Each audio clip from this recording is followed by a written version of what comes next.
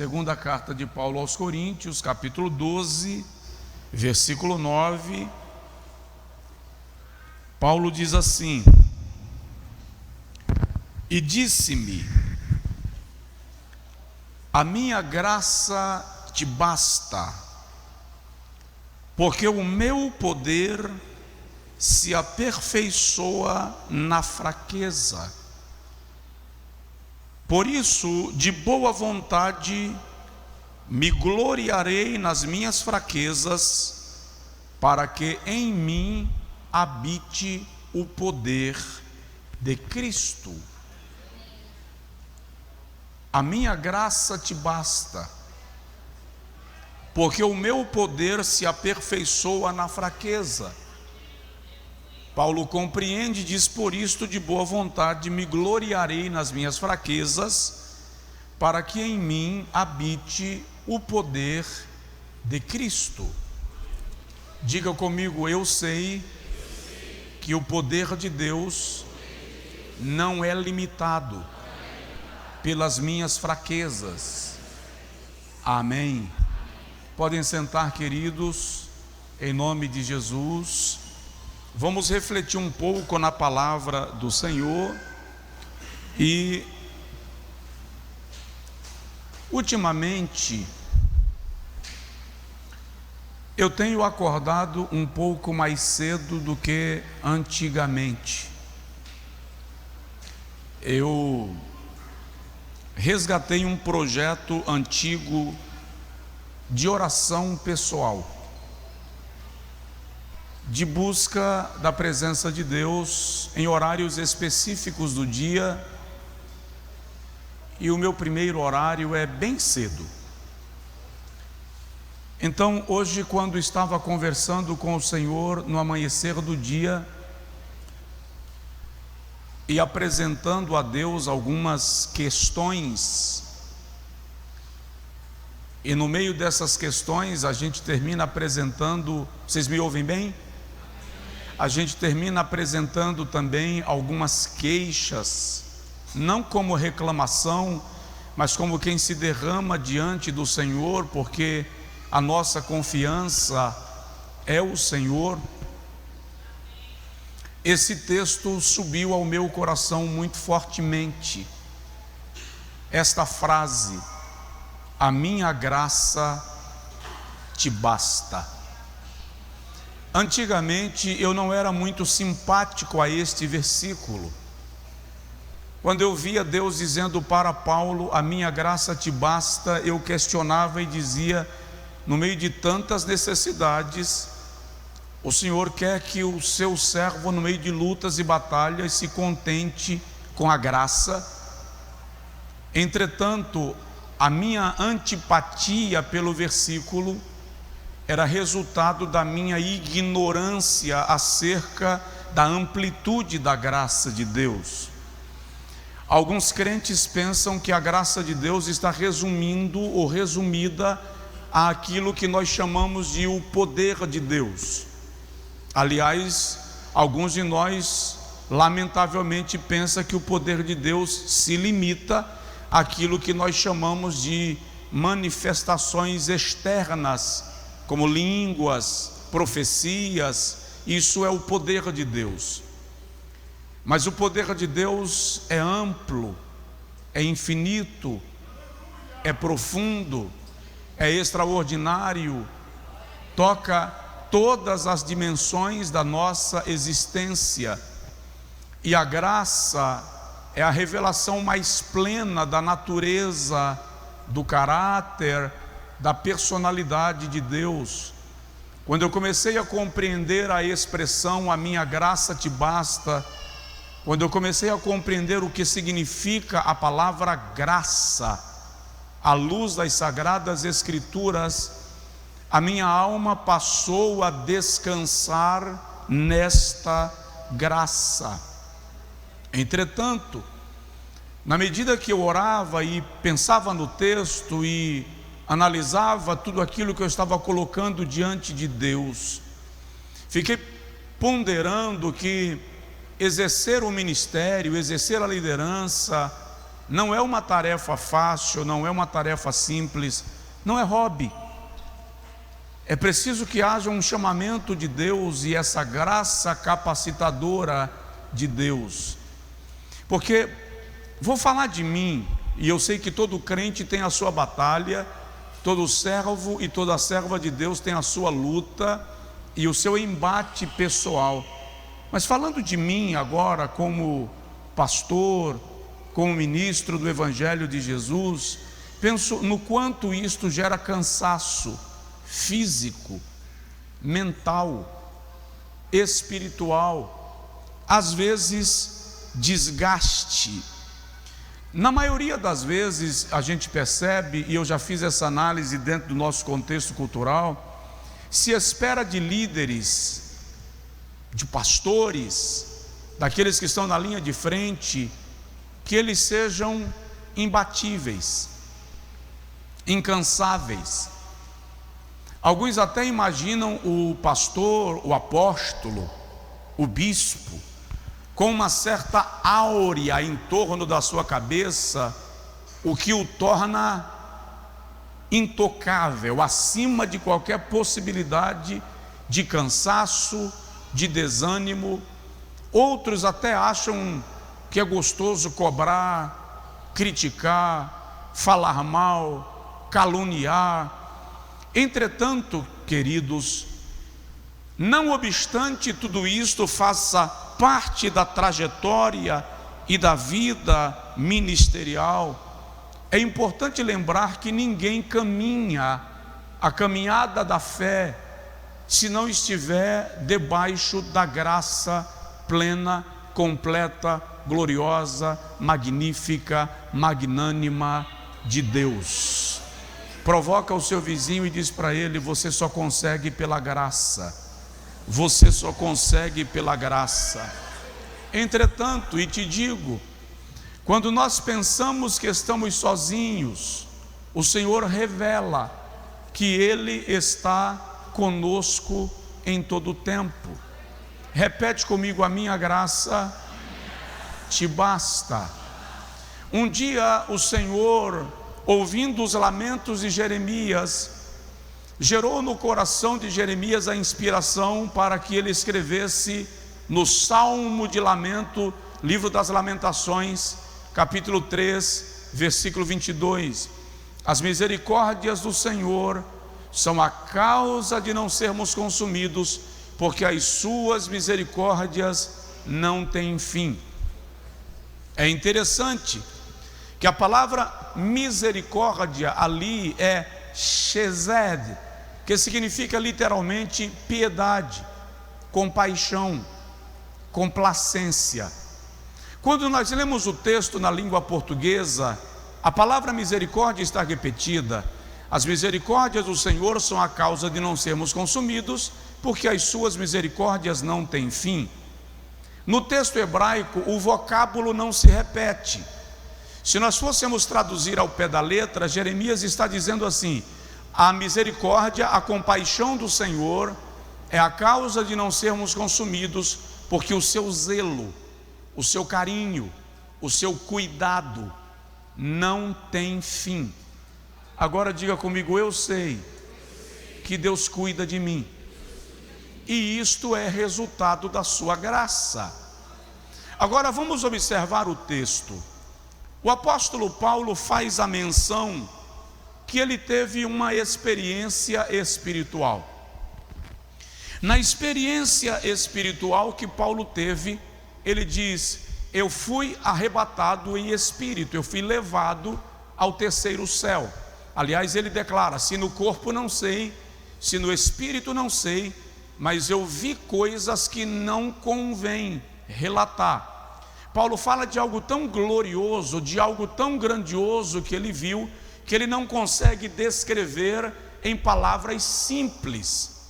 Daí a pouco ele diz assim: para que eu não me gloriasse, para que eu não ficasse vaidoso, para que eu não me arrogasse, me foi dado um espinho na carne, para me esbofetear. Esse espinho na carne, Paulo chama de mensageiro de Satanás. Há uma discussão sobre o que seria esse espinho na carne. E aí as pessoas os estudiosos têm uma série de possibilidades. Mas o foco aqui não é o espinho, a natureza desse espinho. O foco aqui é Paulo aprendendo que nós somos homens com limitações. E não são as nossas limitações capazes de bloquear o poder, a ação do poder de Deus em nós. O fato é que esse espinho na carne incomodava Paulo. Você não vai encontrar nenhuma vez na Bíblia ele dizendo: eu orei 3 vezes acerca disso aqui. Mas acerca desse espinho na carne, Paulo diz: eu orei 3 vezes. E o Senhor olha para Paulo e diz: Paulo, não precisa ficar falando sobre isto, a minha graça te basta, porque o meu poder se aperfeiçoa na fraqueza. Paulo toma consciência desta verdade e diz assim: por esta causa eu me gloriarei nas minhas fraquezas, eu estarei tranquilo nas minhas fraquezas, para que em mim opere o poder de Cristo, para que em mim opere o poder de Deus. Na maioria das vezes nós colocamos as nossas limitações como condições limitantes para a operação do Espírito Santo em nós. E cada um de nós tem as suas limitações. O Senhor está ensinando para Paulo que o seu poder opera sobre a nossa fraqueza, fazendo manifestar a sua graça, o seu caráter, a sua misericórdia, por meio desta graça que é infalível. Então, uma das coisas, ou a primeira coisa que nós, como crentes, precisamos aprender e desenvolver é a capacidade de depender exclusivamente da graça de Deus. E aí o Senhor me trouxe uma palavra nesta manhã acerca disto, para que a minha alma se torne mais dilatada na compreensão da sua graça. E é isso que eu vou compartilhar com você em não muito tempo. A primeira coisa que o Senhor gerou na minha alma é que a graça cuida. A graça cuida. Você pode dizer isso comigo? A graça cuida. Vira para o seu vizinho e diz para ele assim: Deus está cuidando. Deus cuida. A graça cuida. Eu sei que a sua alma pode estar carregada de inquietações. Eu sei que a sua alma pode estar carregada de questionamentos. Mas a graça está cuidando. Olha que texto lindo, o Salmo de número 4, irmãos. Salmo de número 4, versículo 3. O salmista diz assim: o Senhor achega para si aquele que Ele quer bem. O Senhor aproxima de si aquele que Ele quer bem, aquele que é piedoso. Deixa eu explicar primeiro o termo piedoso nesse texto. Vou ler o texto para ficar completo. Sabei, pois, que o Senhor separou para si. Sabei, pois, que o Senhor achega para si aquele que lhe é querido, aquele a quem Ele quer bem. O Senhor o ouvirá quando ele clamar. Dá uma olhadinha para mim, por favor. O Senhor achega para si aquele que Ele quer bem. Esse é o sentido do texto. O Senhor achega ao seu peito, o Senhor esconde nele aquele que Ele é querido. Em algumas versões está aquele que é piedoso. A palavra piedoso aí é hassid, que vem da mesma raiz da palavra resed ou chesed, que é a raiz da palavra misericórdia, graça, compaixão, piedade. Agora, o que o texto está dizendo é que aquele a quem o Senhor quer bem, aquele que é piedoso, Ele esconde nele, Ele cuida de tal maneira que a chega para si. É por esta razão que uma certa feita, o Senhor Jesus diz assim: Jerusalém, Jerusalém, que matas os profetas e apedrejas os que a ti são enviados, quantas vezes eu quis te ajuntar, como a galinha ajunta sob as suas asas os seus pintalhinhos. Salmo 91 diz: aquele que habita no esconderijo do Altíssimo, à sombra do Onipotente descansará. A graça cuida. Todas as suas questões estão sob o cuidado da graça. Deuteronômio capítulo 32, versículo de número 11 e versículo 12, Moisés diz: como a águia adeja os seus filhotes, assim o Senhor guiou o seu povo no deserto. Moisés, na verdade, está falando da prática da águia de ensinar os seus filhotes a voarem.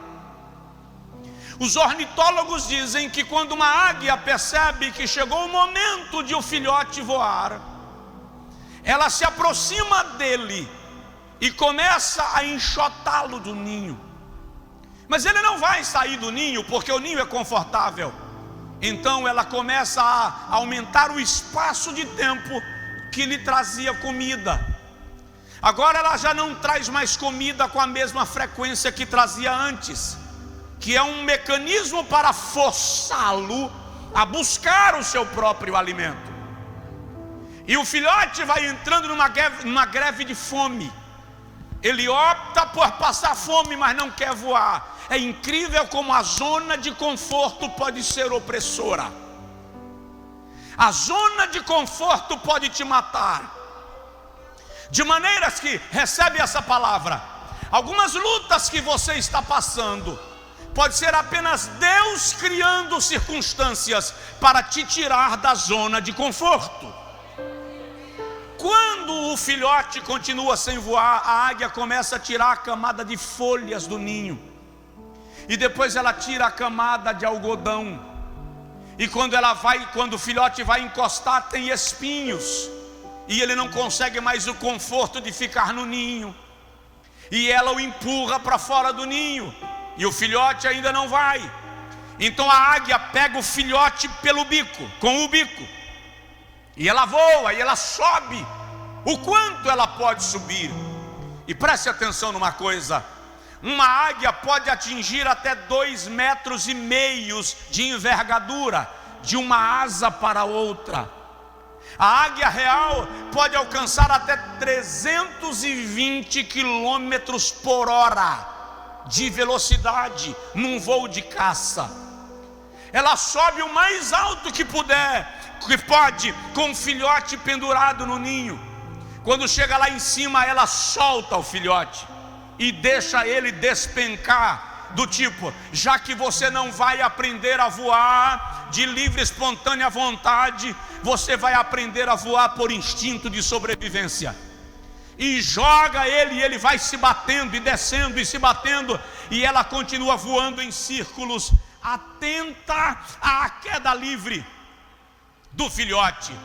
E enquanto ele se bate, desespera e não voa, quando a águia percebe que está no limite, ela mergulha em direção ao seu filhote, a uma velocidade violenta de até 300 km por hora.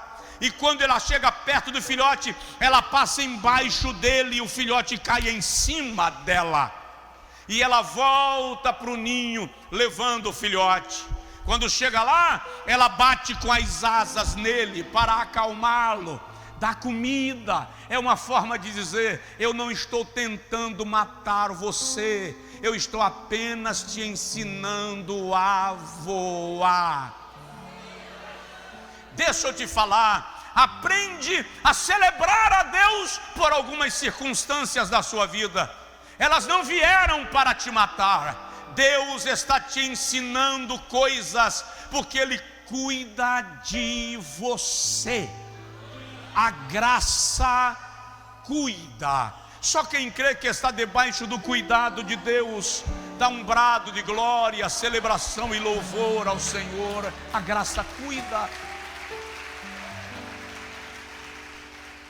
Ei, a graça cuida de você até quando você está dormindo.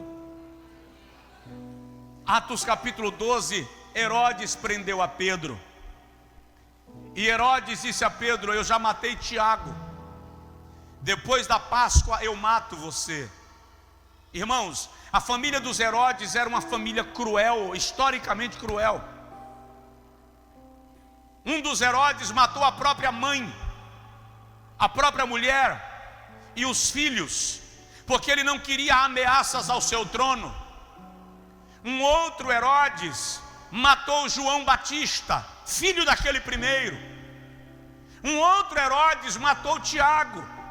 E agora Pedro está preso na cela desse cidadão, e o cara diz para ele: eu te mato depois da Páscoa. Acontece que Pedro, sabendo que ia morrer depois da Páscoa, deitou e dormiu. A gente não consegue dormir nem com a fatura do cartão de crédito para pagar na segunda-feira. Pedro sabe que vai morrer e dorme. Um dia Jesus disse a Pedro: quando tu ficares velho, vão te levar para onde tu não quiseres ir.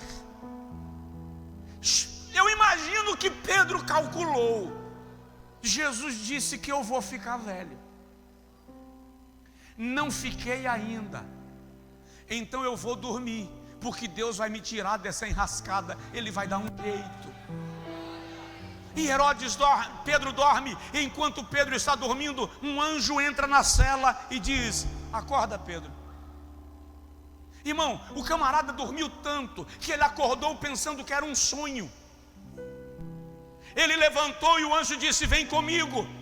Quando Pedro viu que ele ia sair da prisão, ele partiu. Aí o Senhor disse assim: não, calma, calça a sandália, Pedro. Irmão, para o camarada que vai morrer amanhã, ele quer lá saber de sandália. Mas o que Deus está dizendo aqui é: quando eu entro na tua causa, eu cuido até das coisas que para você não importam mais. Aí Pedro calça a sandália. Quando ele vai saindo, o anjo diz: não, Pedro, coloca a capa, como se dissesse a madrugada, está frio lá fora. Olha Deus cuidando de detalhes. Dá um toque de leve aí no irmão, fala: Deus está cuidando dos detalhes.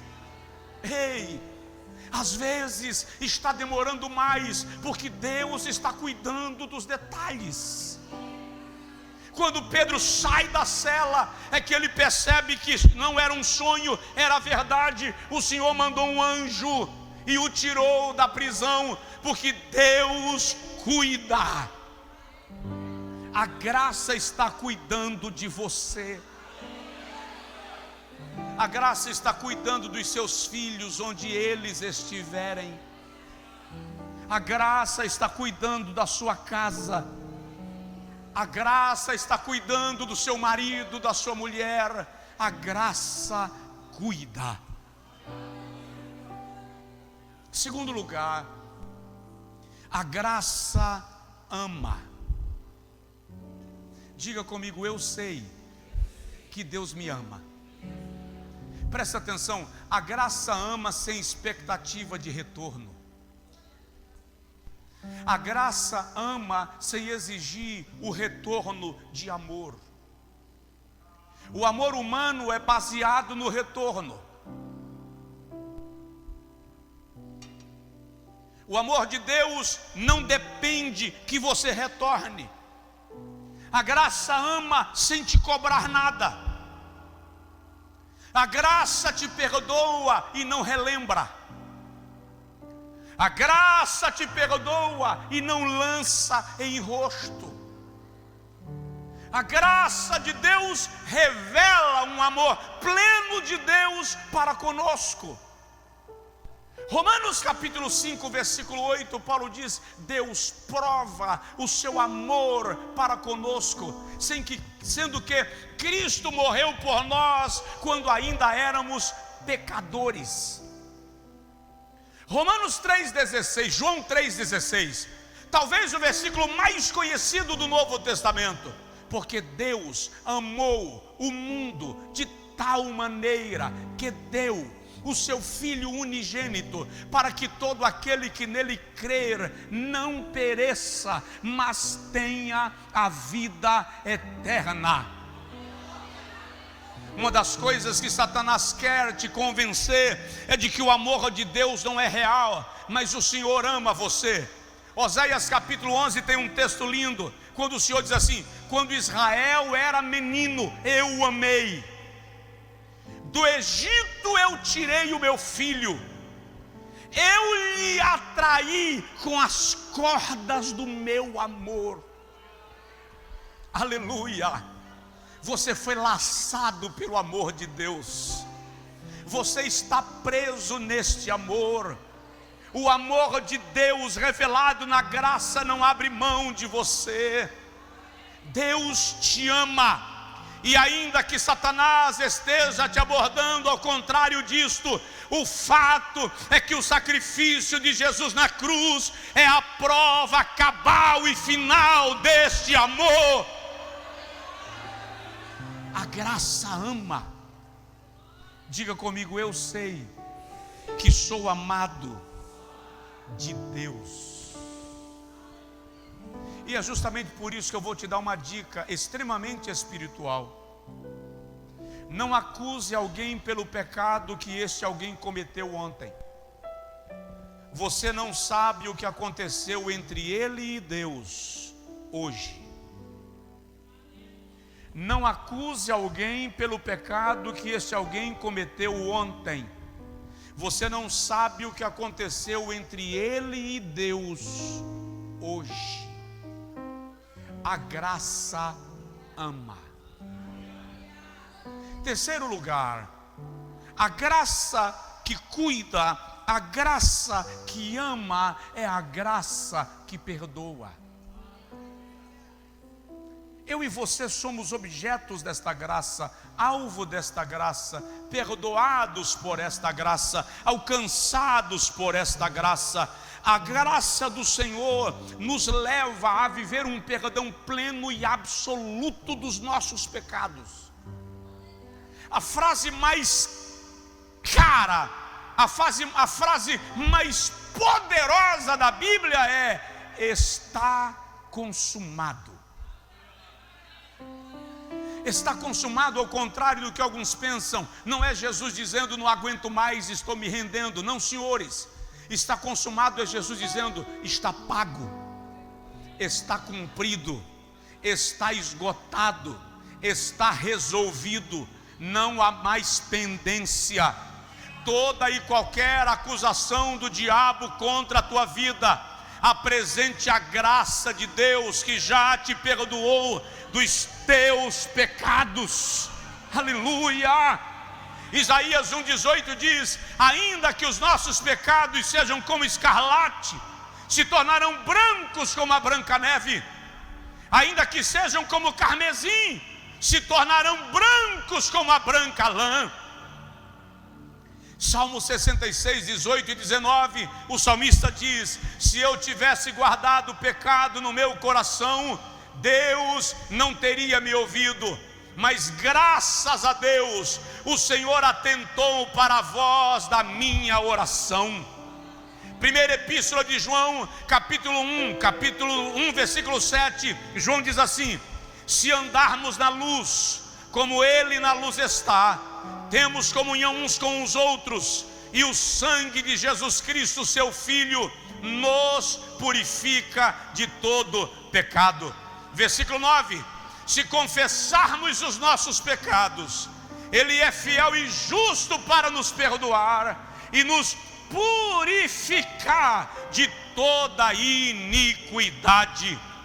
Primeira Epístola de João, capítulo 2, versículo 1: Filhinhos, escrevo-vos estas coisas para que não pequeis, mas se pecarmos, temos um advogado perante o Pai, Jesus Cristo, o justo. Quem sabe que foi perdoado, erga a sua mão e dê brado de glória e louvor, porque a graça perdoa. Aleluia! Então se alegre. Crente perdoado tem razão para se alegrar. Crente perdoado tem razão para celebrar. Provérbios 28:13 diz: aquele que confessa e deixa alcança misericórdia. Aleluia! Não permita Satanás cobrir a sua alma de cinza, porque Jesus já cobriu com sangue. Você é perdoado, perdoada, purificado, purificada, e nós vamos morar na glória, porque a graça perdoa. Penúltimo lugar, a graça cura. A graça cura. O que seria o espinho na carne de Paulo?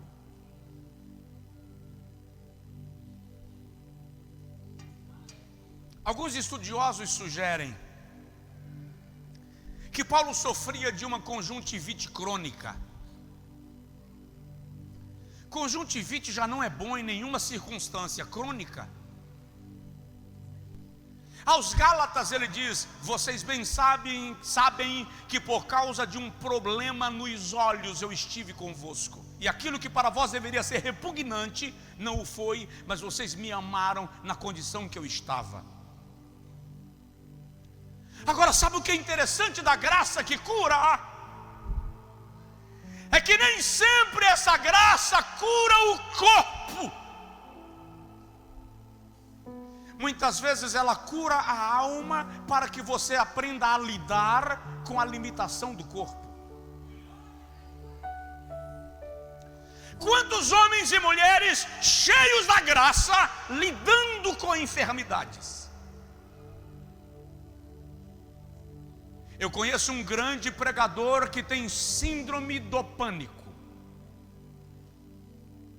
Quando ele precisa fazer uma viagem de avião, ele toma remédio a dosagem de acordo com o número de horas que ele vai ficar durante o voo. Quando ele senta, coloca o sublingual e apaga, para só acordar quando pousar. Mas não é um pregador da palavra? É. E por que Deus não cura? Porque para cada homem Deus colocou um freio.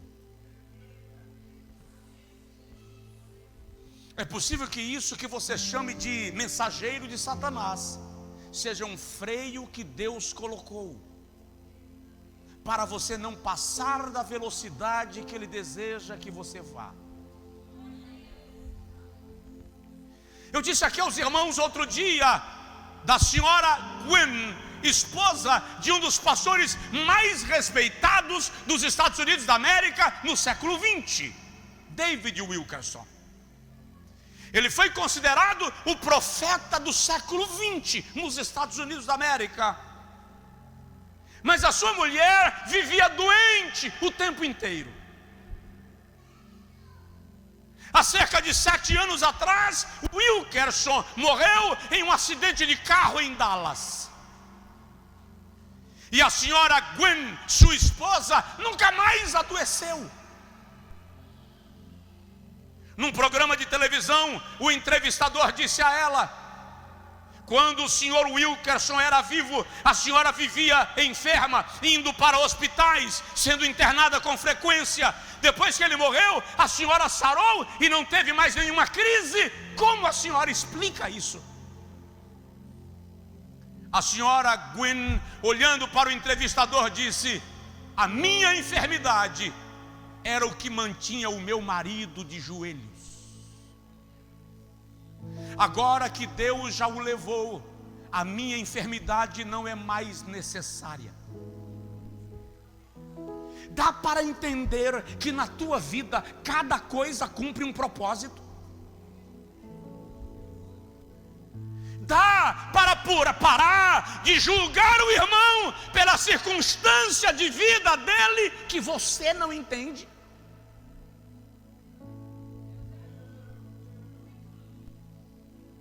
E se for a graça colocando um freio? E se for a graça dizendo, é aqui que eu vou manifestar o meu poder?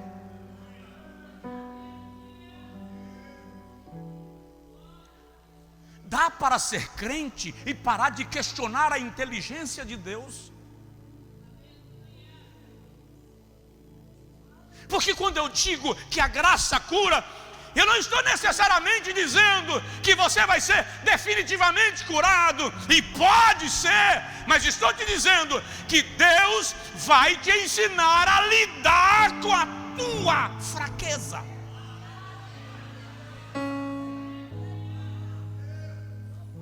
E Ele está te ensinando.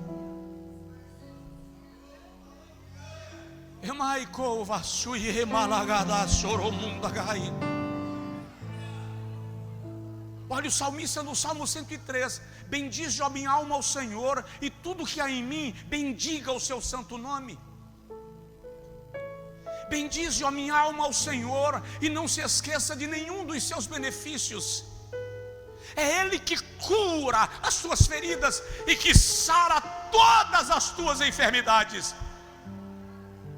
É Ele quem te coroa de bens e livra a tua alma da cova. Ele não diz livra teu corpo, Ele diz livra a tua alma.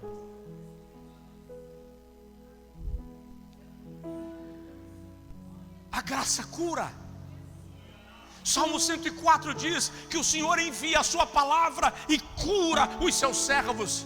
Jeremias 30:17 diz: o Senhor te restaurará a saúde e curará todas as tuas feridas. A graça está curando. E olha o que eu te digo: a graça está curando alguém exatamente agora, de um diagnóstico, de uma enfermidade, de uma dor na alma. Eu vejo um óleo da graça de Deus sendo derramado. Tem gente curada, sendo curada agora. Deus escolheu essa noite para tirar, sacar a tua dor.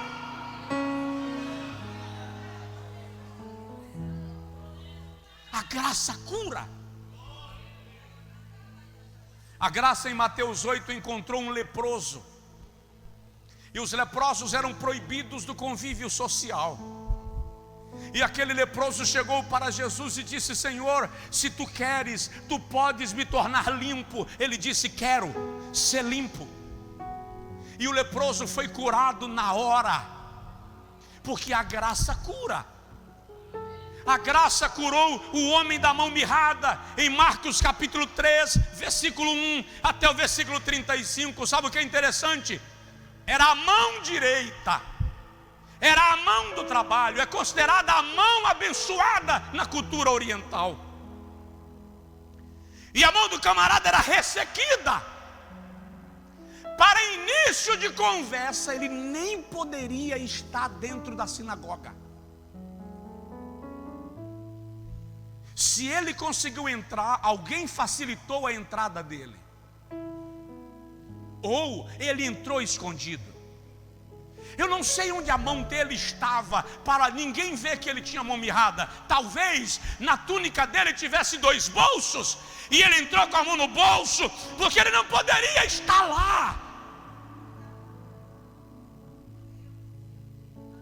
Aí Jesus levanta e em vez de Jesus ser discreto, Jesus chama o homem da mão mirrada para o meio da sinagoga. Se ele não podia nem estar lá dentro, quanto mais no centro da sinagoga. Jesus chama o homem para o meio da sinagoga e ministra sobre ele a cura, e a sua mão volta ao normal. O interessante é que os chefes da sinagoga estavam olhando se Jesus ia curar num sábado, porque era proibido. E Jesus usou aquilo para deixar claro que Ele está acima das regras da lei, porque a graça é maior do que a lei.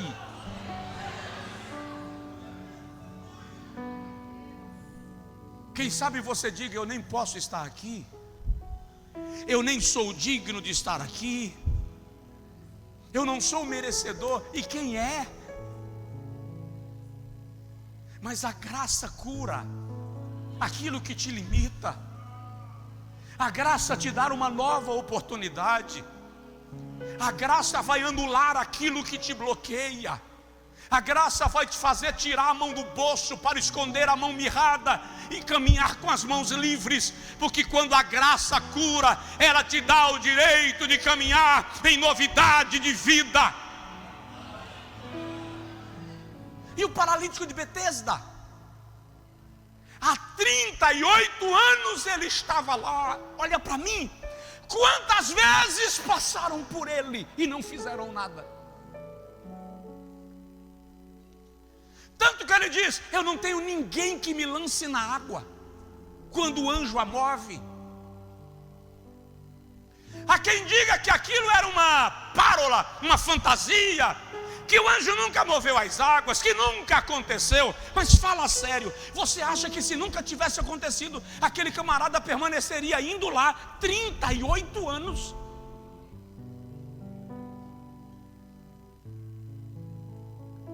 O fato é que ele não tinha ninguém. O tanque de Betesda ficava na proximidade da porta das ovelhas, por onde passava todo o gado que ia para o sacrifício. Sabe o que isso significa? Os sacerdotes e os levitas passavam lá todo dia e nunca fizeram nada por aquele rapaz.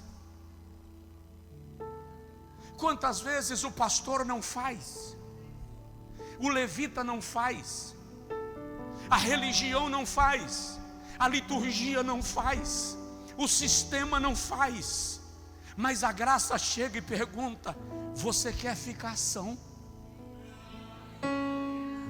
E ele diz: eu não tenho ninguém que me lance na água. Aí a graça diz assim: eu não perguntei se você tem alguém, eu perguntei se você quer ficar são.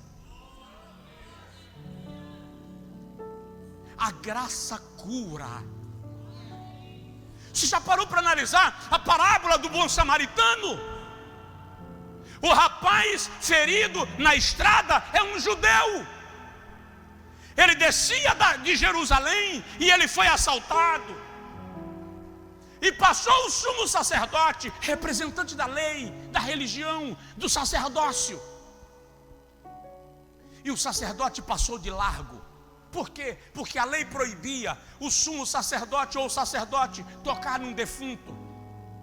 Então o que o sacerdote analisa? Vai que morre na hora que eu me aproximar e eu vou quebrar a regra da lei. E ele foi embora.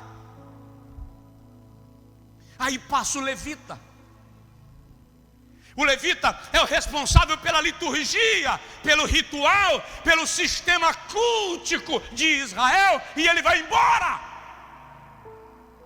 Quanta gente ferida na igreja, porque o sacerdote passa de largo, porque o levita passa de largo, porque aqueles que estão carregados de religiosidade não dão tempo para quem se feriu no caminho, na viagem. A igreja está acostumada a largar na beira do caminho os seus feridos. Alguém já disse que a igreja é o único exército que larga seus feridos para morrer no campo de batalha. Quanta gente que você largou para trás porque a tradição religiosa, sua convicção de espiritualidade lhe disse que se pecou não serve mais. Por quê? Porque o sistema religioso nos ensina a julgar, medir, deixar o ferido para trás, porque eu não posso me sujar com o sangue de quem se feriu. Mas atrás da liturgia, Atrás da religião vem a graça. E a graça vê o ferido caído e desce do cavalo e pega azeite e limpa as feridas e unta com óleo. E a graça pega o cidadão quase morto e coloca sobre o seu animal e leva para o hospital. Olha, presta atenção nisso. E paga a conta. Estou te pagando, cuida dele. E se não for suficiente, quando eu voltar, eu pago a diferença. A graça cura. Coloque a sua mão assim no peito e diga comigo: Senhor, cura-me por tua graça. Eu vou terminar dizendo para você que a graça restaura.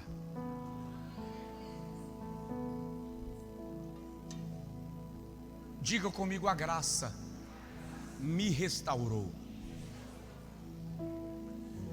Vou dizer uma palavra que o Senhor me trouxe ao coração, e essa palavra vai ao encontro de alguém, e eu vou saber que essa palavra alcançou o coração de alguém específico. Eu não sei se você está no templo, se você está no culto online, mas não desista de você, porque aquele que poderia desistir de você não desistiu. Deus vai restaurar. Deus vai restaurar a tua vida. Deus vai restaurar a tua esperança. Deus vai restaurar a tua alegria. Deus vai restaurar a tua casa. Deus vai restaurar o teu ministério. Deus vai restaurar a tua posição. A graça restaura. A graça restaurou o vaso quebrado. Ele não deixou os cacos a jogar fora. Ele juntou os cacos e fez outro vaso conforme lhe pareceu bem fazer. A graça escolheu madeira de acácia para fazer a arca. Eu expliquei isso aqui há 15 dias atrás. Ninguém escolhe madeira de acácia para fazer uma mesa. Ninguém escolhe madeira de acácia para fazer um painel para a sua casa. Ninguém escolhe madeira de acácia para fazer uma poltrona de luxo para o seu sofá. Por quê? Porque ela é cheia de nó, cheia de defeito. É uma madeira manchada. Trabalhar com a madeira de acácia era tão ruim que o Senhor diz: eu mesmo escolhi a Bezaleel e o enchi do Espírito Santo para talhar a madeira. O cara só conseguiria trabalhar na madeira de acácia se ele fosse cheio do Espírito Santo. E Deus escolhe madeira de acácia para fazer a arca. O que é a arca, pastor? O maior símbolo material da presença de Deus no Antigo Testamento. Sabe o que isso significa? Eu e você não estamos aqui porque somos bonzinhos. Eu e você não estamos aqui por causa das nossas qualidades, características, dons, talentos, virtudes. Nós estamos aqui porque a graça olhou para nós, cheio de defeitos, cheio de mancha, cheio de problema. E a graça disse: eu quero e vou fazer nele, eu vou fazer nela a minha morada, e eu vou manifestar a minha glória na sua vida.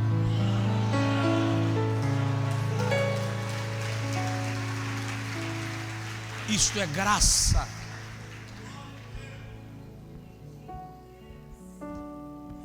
Quem de nós aqui contrataria Moisés para trabalhar na nossa empresa? Quem aqui contrataria Moisés para dirigir o carro e levar seus filhos para a escola? Você contrataria? Ah, pastor, Moisés é o cara que a glória de Deus se manifestava no rosto. Eu sei, vai ler a biografia dele.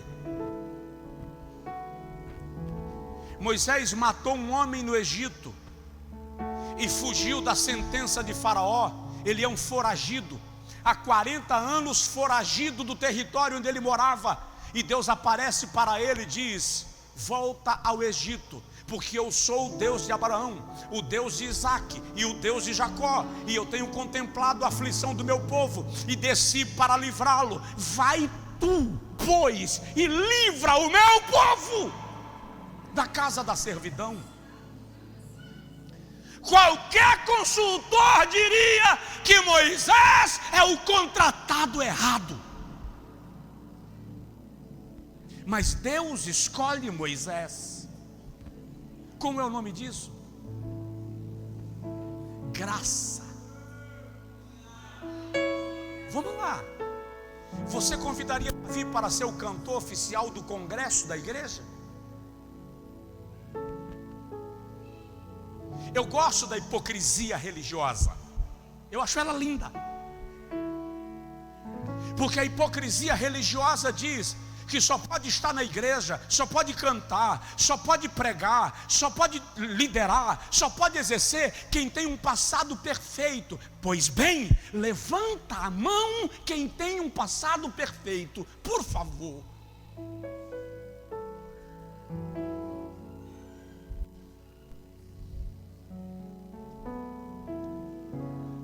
O texto sagrado diz que a nossa justiça diante de Deus é como trapo de imundícia.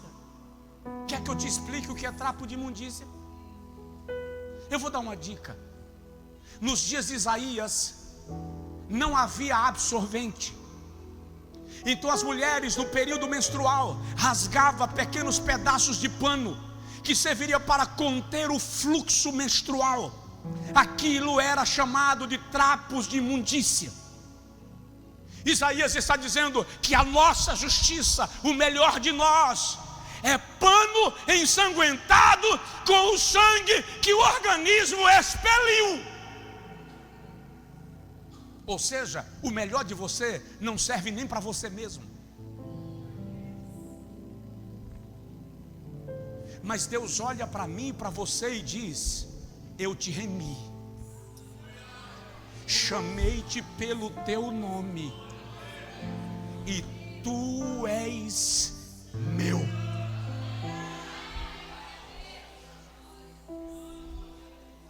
Davi com a sua história, e Deus chama Davi de o homem segundo o meu coração. Aí alguém me disse um dia: mas foi antes de Davi cometer os pecados que cometeu, tá? E Deus é lerdo. Você crê num Deus broco que não sabia que Davi iria cometer delitos? Você serve a um Deus decrépito que fala sem saber o que está falando, porque o Deus que a Bíblia revela é o Deus que conhece as coisas antes que elas aconteçam. Mas ainda assim ele diz: é homem segundo o meu coração. Por quê? Porque o poder de Deus se aperfeiçoa na fraqueza.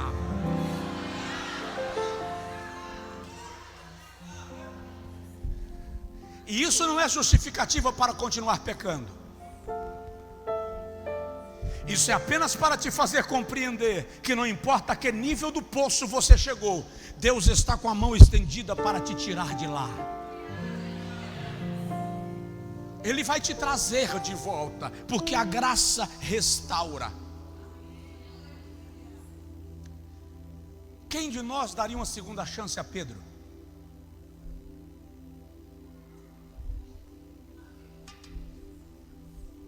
Eu vou terminar.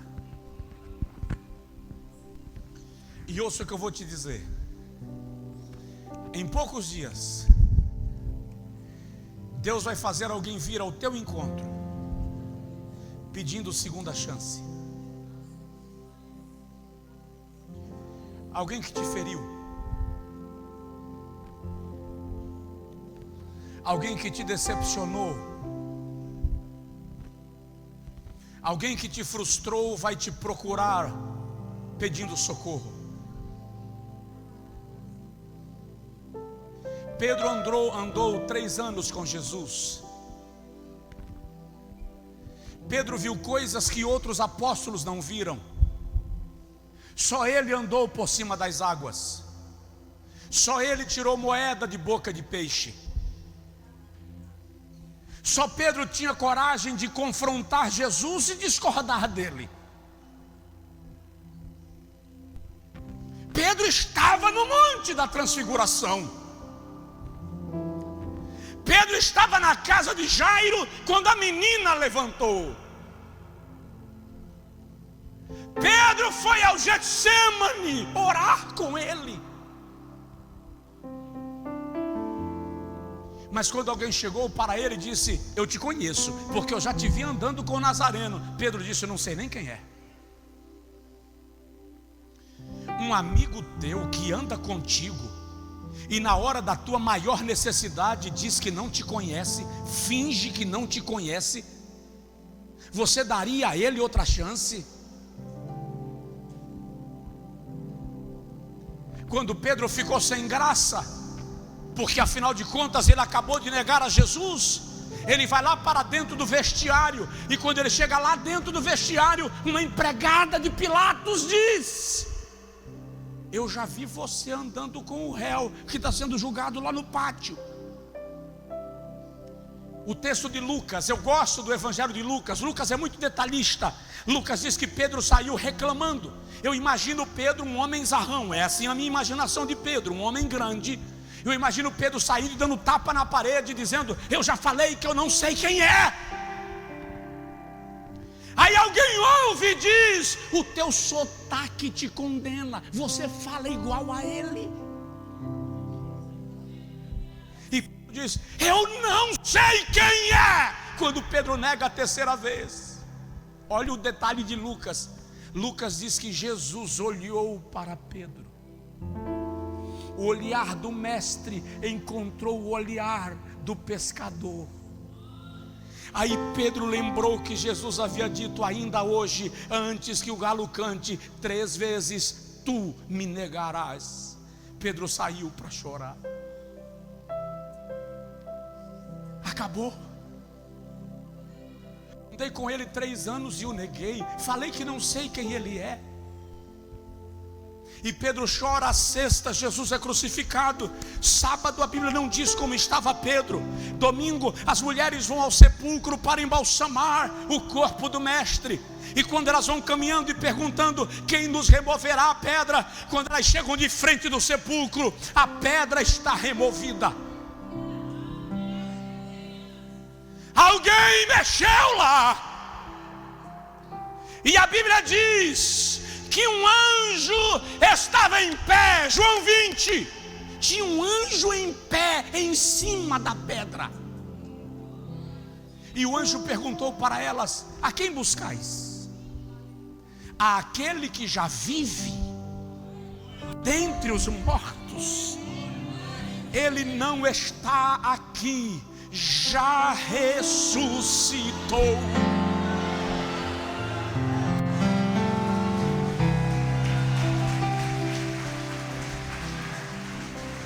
A Bíblia diz que elas voltaram correndo para Jerusalém. Já encerro. E chegam no cenáculo e diz: o túmulo está vazio, ele não está lá. O anjo falou que ele está vivo. Pedro e João, João 20. Pedro e João partem correndo de Jerusalém com destino ao sepulcro. Quando Pedro e João vão correndo, no meio da corrida, Pedro lembrou: como é que eu vou encarar ele agora? Como é que eu vou olhar nos olhos dele agora? Aí João continua correndo e Pedro desacelera. Quantas vezes as lembranças te desaceleram? Quantas vezes as memórias tiram a tua velocidade? João chegou, entrou no sepulcro, viu o túmulo vazio e saiu. Olhou ao redor, voltou, entrou de novo, viu o túmulo vazio, o lenço pendurado. E Pedro só chegou depois.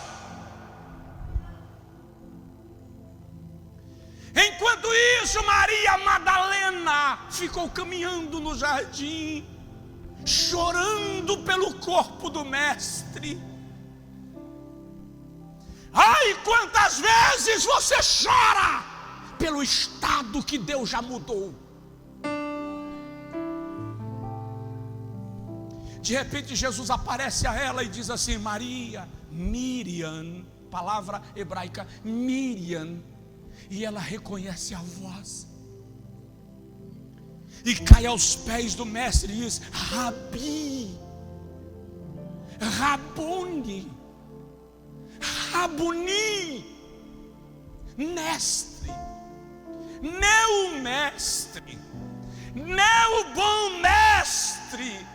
E Jesus diz: não me tocas, Maria, porque eu ainda não fui para o Pai. Vai, Marcos 15, vai, volta para Jerusalém, dize aos meus discípulos e a Pedro que eu os encontro na Galileia. Aqui vem a minha pergunta: por que Jesus dize aos meus discípulos e a Pedro?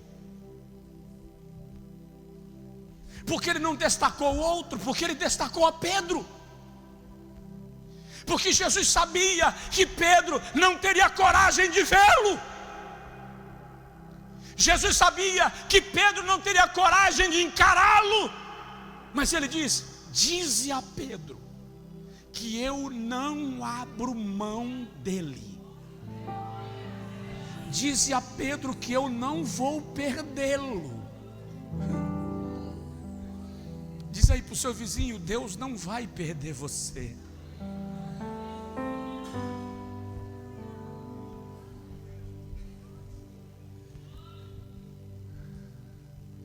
Na próxima pregação a gente fala da restauração de Pedro, senão vai ficar tarde. A graça restaura. A esperança para a árvore cortada. Ao cheiro das águas brotará. Você não conseguiu entender que Deus está te permitindo processos, mas que a graça está operando no processo que você está passando. Satanás não tem poder sobre a sua vida. Satanás não tem poder sobre a sua história, porque a graça já encontrou você. Fica de pé, por favor, quem puder, em nome de Jesus. Eu quero orar com você.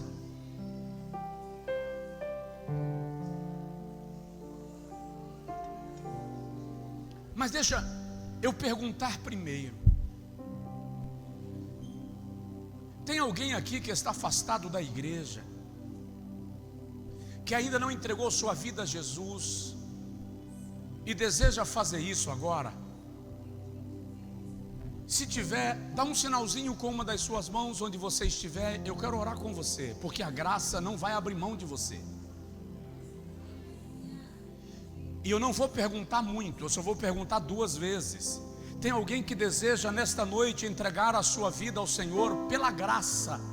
Não é mérito, não é esforço próprio, é a graça. Você está afastado, você caiu, você desanimou, você esfriou, mas a graça deseja restaurar a sua vida. Se você deseja dar um sinal assim, me avisa. No culto online, se você deseja entregar sua vida ao Senhor Jesus agora, avisa para a nossa equipe, em nome do Senhor. Eu quero orar por aquela pessoa que: pastor, eu estou na igreja, mas eu estou me sentindo um caco. Eu estou me sentindo um pedaço, um lixo. Eu estou me sentindo distante de Deus. Eu estou vindo à igreja no esforço de me recuperar do estado que me encontro, mas eu estou espiritualmente precisando de socorro. Se você se sente à vontade, sai do seu lugar, vem aqui à frente, eu quero orar por você. A graça vai te socorrer. A graça vai te resgatar. A graça vai te renovar. A graça vai te fortalecer. Sua vida vai ser renovada em Cristo Jesus. O seu processo tem propósito. Deus está montando uma nova estrutura dentro de você. Nós oramos agora para que o Senhor restaure a sua vida no nome de Jesus Cristo. Estenda as mãos para cá, por favor. Ore por estas irmãs. Senhor, o Senhor conhece o nosso estado espiritual. O Senhor conhece até o estado daqueles que muitas vezes não se manifestam porque ficam constrangidos em se manifestarem.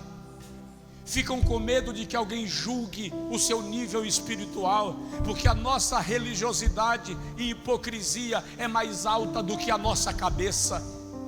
Mas, ó Senhor, nós clamamos por aqueles que diante dos seus desafios e limitações se desprenderam do seu lugar e disseram: eu preciso de um milagre na minha vida, eu preciso de uma intervenção do céu na minha história.